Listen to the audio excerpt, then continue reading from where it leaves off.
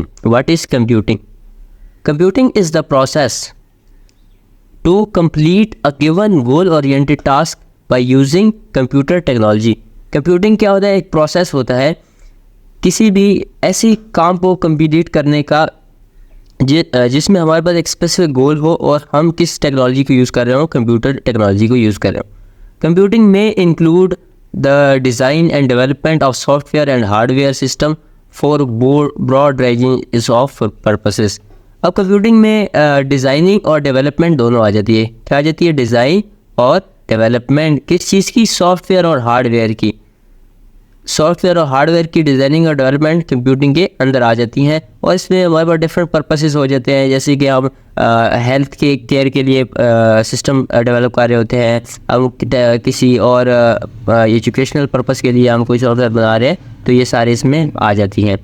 उसके बाद है used for structuring, processing and managing any kind of information to aid in the pursuit of scientific studies and making intelligent system. अब ये किस लिए use होती है? स्ट्रक्चरिंग के लिए यूज़ होती है, प्रोसेसिंग के लिए यूज़ होती है और मैनेजिंग किस चीज़ की? इंफॉर्मेशन की.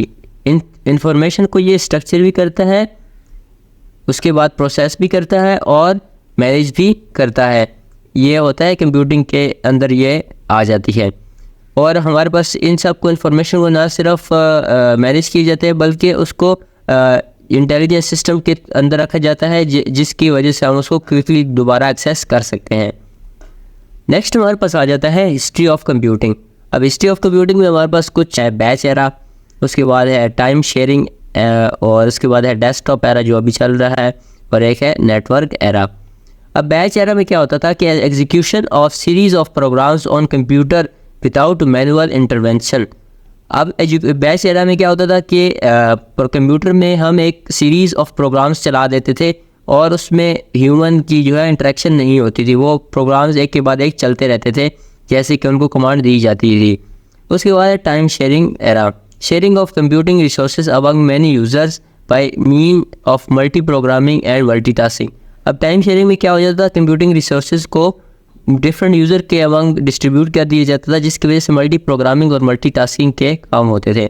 उसके बाद है डेस्कटॉप एरा. डेस्कटॉप एरा में हर बंदे के पास अलग अलग कंप्यूटर आ जाता था. Personal computer provides computing power to one user.